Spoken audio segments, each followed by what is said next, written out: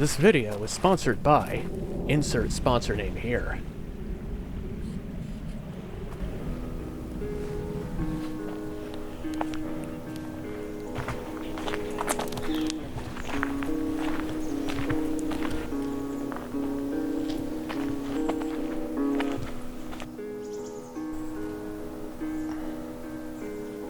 For the cost of film these days, I don't dare go out and shoot film without also trying to make a YouTube video out of it.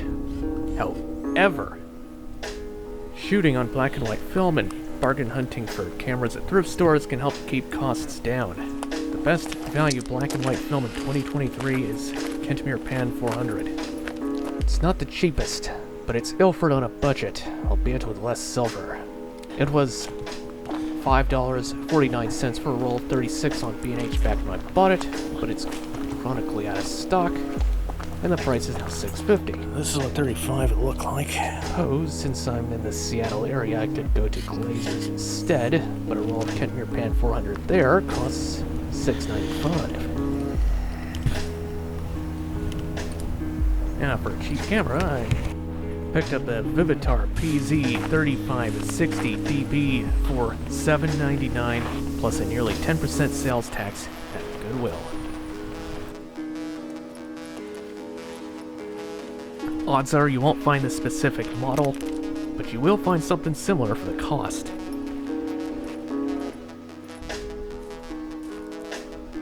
I went over to Anderson Point Park in Olalla and walked the gravel path down to the beach. It was about a mile, from what I've been told, when I asked a passerby. I haven't been to this park before, but I have been around this unincorporated community a few times to deliver packages for Amazon Flex.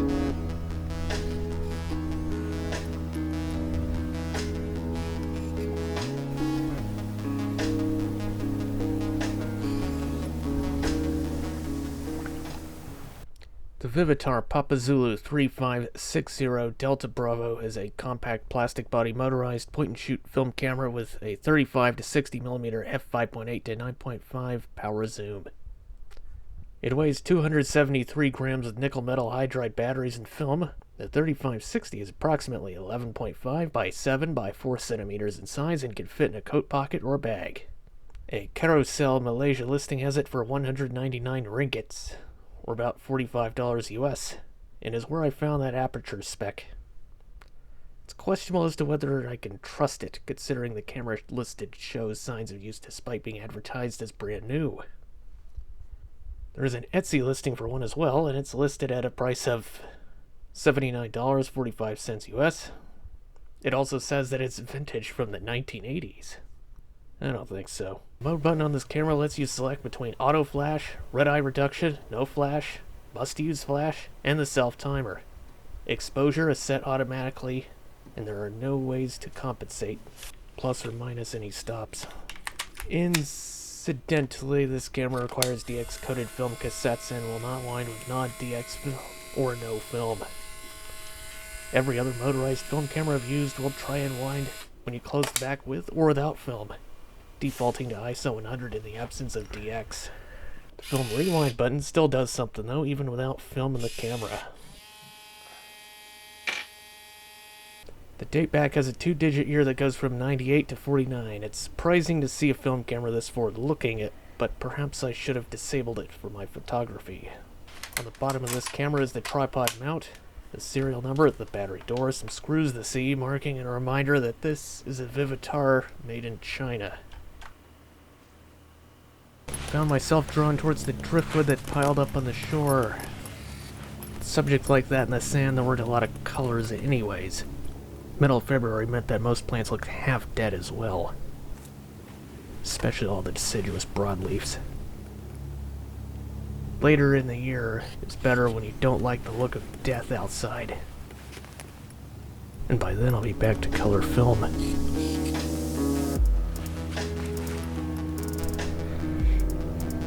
Tried to get an out-of-focus foreground, but it has such a deep depth of field, like shooting on a disposable.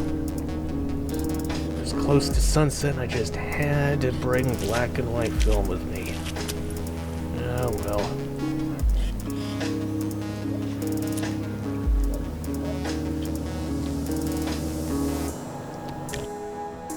help but notice these patterns here.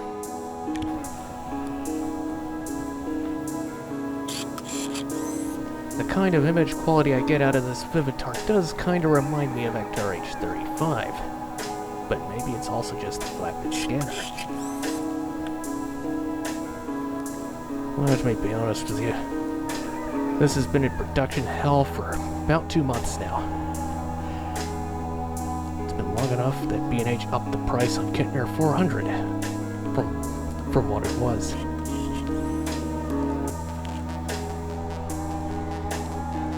I had some seriously high hopes on finishing this sooner, but I'm a solo operator. No help. No friends. Just me.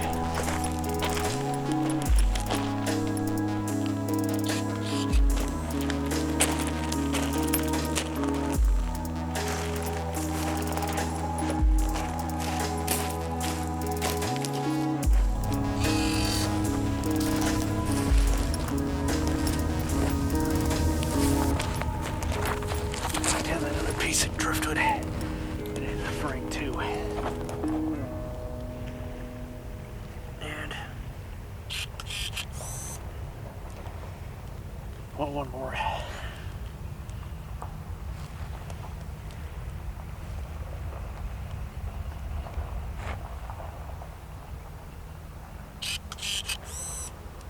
$38.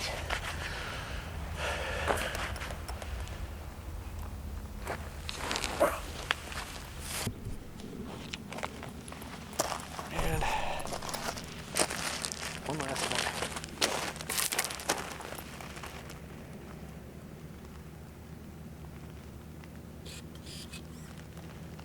Yeah, that's it.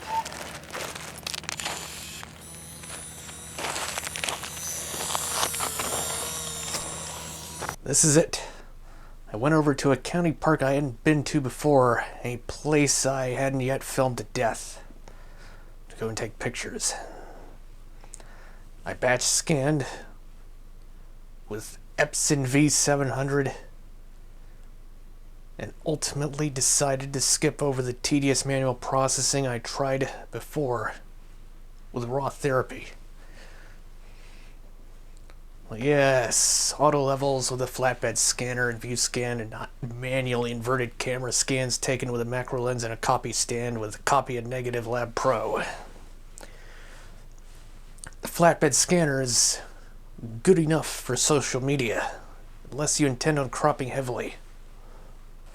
Kentmere is a lower budget lineup from Ilford, and based on what I've seen, responds fairly well to semi-stand development in Ilfosol 3, a developer not typically used for any stand or semi-stand processes.